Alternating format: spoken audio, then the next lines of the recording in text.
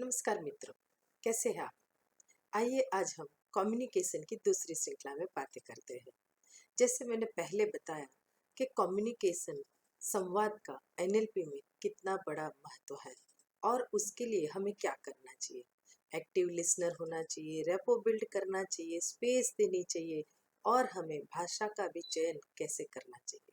ये सब कुछ करने के बावजूद भी अगर कई बार ऐसा होता है कि हमारी बातें हम जो चाहते हैं उस तरीके से कम्युनिकेट या उनके पास नहीं पहुंच रही जिनसे हम बातें कर रहे हैं, तो ऐसा क्यों होता है?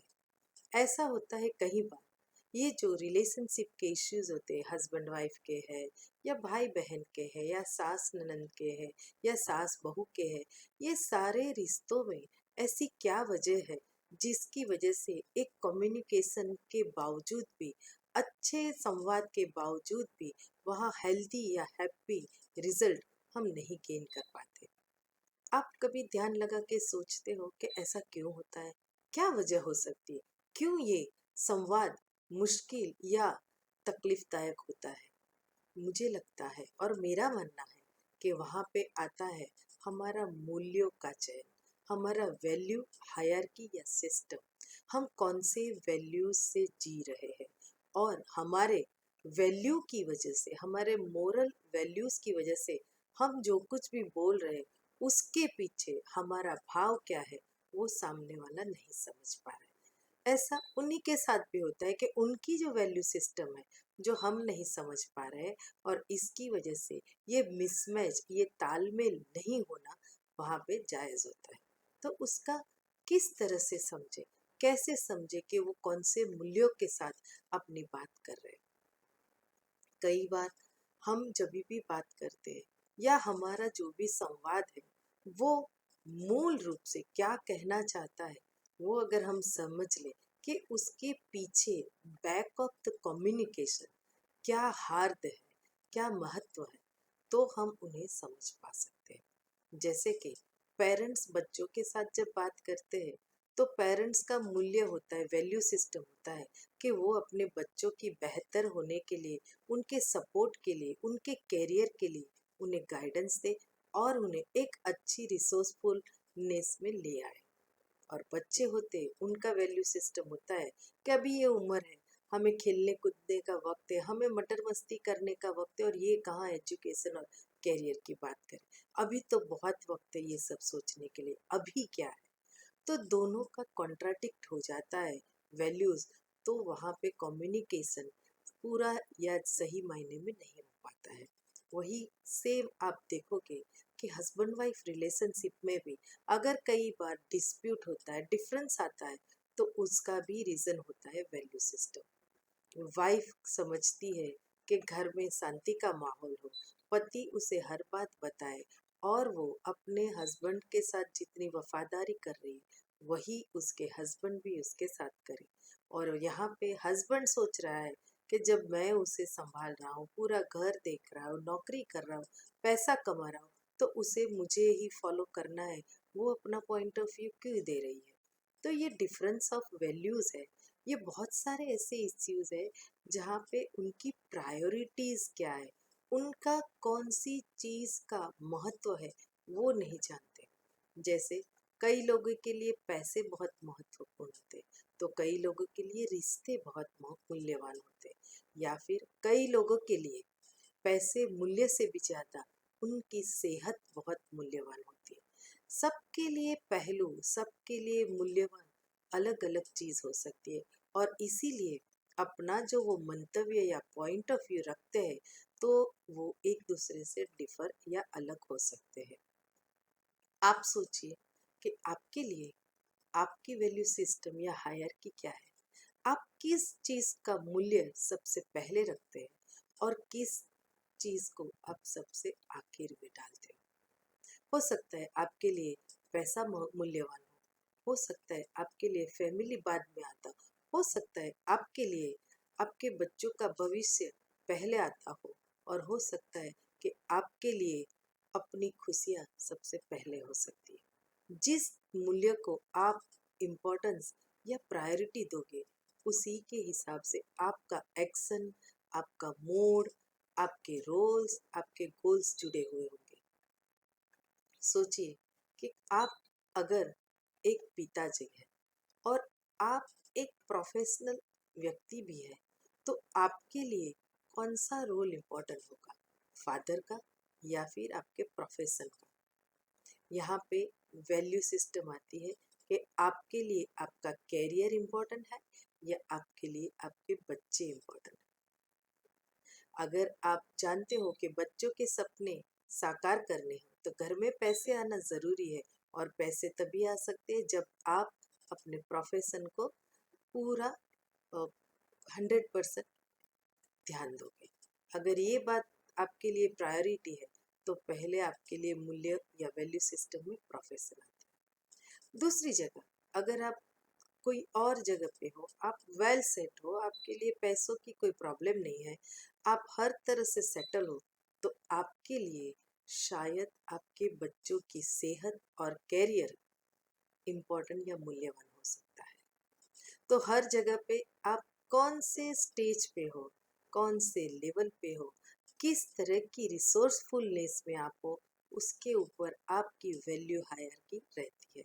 आप खुद भी वैल्यू हायरार्की अपने लिए बना सकते हो, सीख सकते हो, जान सकते हो कि किस चीज़ की प्रायोरिटी है, आप किस चीज़ को इम्पोर्टेंस देते हो, किस चीज़ को आप छोड़ सकते हो या किस चीज़ के साथ आप कॉम्प्रोमाइज़ कर सकते हो।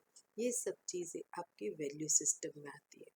पर वैल्यू सिस्टम के अगर कुछ मायने हैं या कुछ पहलू है तो उसमें आता है सेहत, कैरियर, एजुकेशन, आपका खुद का फाइनेंस, आपके रिलेशनशिप, आपकी फैमिली और कई सारी बातें। अगर आप खुद अपनी वैल्यू सिस्टम को, वैल्यू हायरार्की को समझेंगे तो ही उसे आप दूसरों को समझा सकते हो। आपको ही नहीं पता कि आपके लिए क्या चीज़ इम्पोर्टेंट है और आपको ही नहीं पता कि आप किसे छोड़ सकते हैं, तो आप अपना एक्शन रिएक्शन कैसे करोगे? कुछ तो तय करना पड़ेगा ना, कुछ तो अपने लिए बनाना पड़ेगा, वो ही आपका माइलस्टोन होगा। उसी के ऊपर चल के आप अपनी सक्सेस, आप अपना कैरियर या आप अपना गोल अचीव कर सकते हैं। पढ़ाई करने वाले बच्चे जो अव्वल नंबर आते हैं, उसके लिए आप देखोगे तो उसकी वैल्यू हायरार्की क्या है? अव्वल नंबर आना, अभ्यास करना और खूब मन लगा के पढ़ना, ये उसकी वैल्यू सिस्टम है। और उसमें वो हर एक चीज़ का कॉम्प्रोमाइज़ करता है, ना टीवी देखता है, ना पिक्चर देखता है, ना फालतू की बातों में वक्त गंवाता है। वो हरदम वही सोचता है कि मुझे अभी अव्वल नंबर पे आना है, अपना अच्छे से अपना उत्तीर्ण करके अभ्यास आगे निकलना है। तो ये बच्चों की परवरिश कैसे करते हैं पेरेंट्स, पेरेंटिंग कैसी है, उसके ऊपर भी आपकी वैल्यू हायरार्की रह सकती है।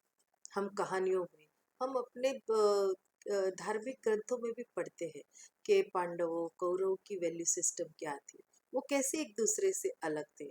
हम राम और हम कृष्ण की भी वैल्यू सिस्टम देखते हैं कि वो कैसे अलग हो सकते हैं। आज के ज़माने में भी हम देखें तो हमारे लीडर्स, हमारे जो आगेवान है, जो नेता है, जो इंडस्ट्रियलिस्ट है, उनकी भी आप वैल्यू सिस्टम देखें तो आपको समझ में आएगा कि हर एक बंदा अपनी मूल्यों के ऊपर जिंदगी जीता है।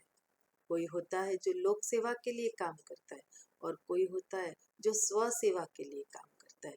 पर हमेशा जब तक जिंदा है हम, हमें जीने के लिए कुछ न कुछ अच्छे मूल्यों का चयन करना बहुत ज़रूरी है।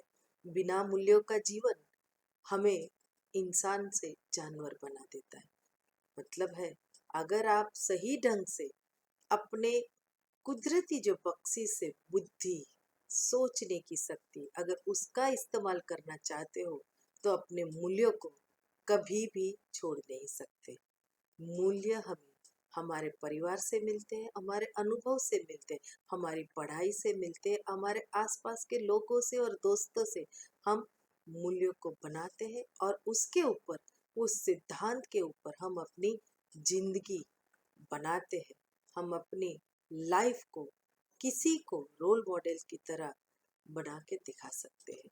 तो ये आप अपने लिए अगर मूल्यों का चयन करना चाहते हो तो आपके लिए इम्पोर्टेंट है कि आपका रोल मॉडल कौन है। अगर आपको पैसा कमाना है, बहुत पैसा कमाना है, तो उसके लिए आपका रोल मॉडल कौन है, किसने ऐसा पैसा कमाया, आपके जैसी परिस्थिति में होकर किसने अपनी फाइनेंशियल फ्रीडम पाई है, ऐसे लोगों का आप रोल मॉडल की तरह चयन कर सकते हो।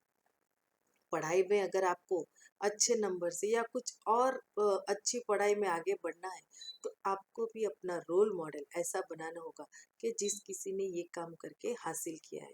कहते हैं कि अगर कोई ये काम करके सिद्धि हासिल करता है या सफलता हासिल करता है तो हम भी उसी रास्ते पे चलकर ऐसा कर सकते हैं। ये अपनी एनएलपी की एक मान्यता है जिसे हम फॉलो करें तो वो काम हो सकता है। कि अगर कोई कुछ करने के लिए, हासिल करने के लिए जो रास्ता अपना के सफल होता है, हम भी उस रास्ते पे चल के सफलता पा सकते हैं। और कुदरत ने हमें पूर्ण संसाधन से सज्ज किया हुआ है, हमें हर चीज से कहते हैं कि गिफ्ट किया है, हम वो सब हासिल कर सकते हैं। समझ सकती है, काम करने की शक्ति है, इच्छा शक्ति है, तो कुछ भी हम हासिल कर सकते हैं।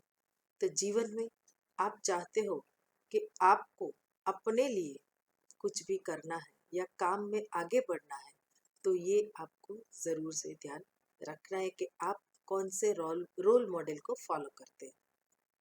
कई दफ़ा ये भी ख्याल आता है कि रोल मॉडल के अपनी भी कुछ निजी और कुछ कमजोरियां होगी, क्या हमें उसे भी फॉलो करना है?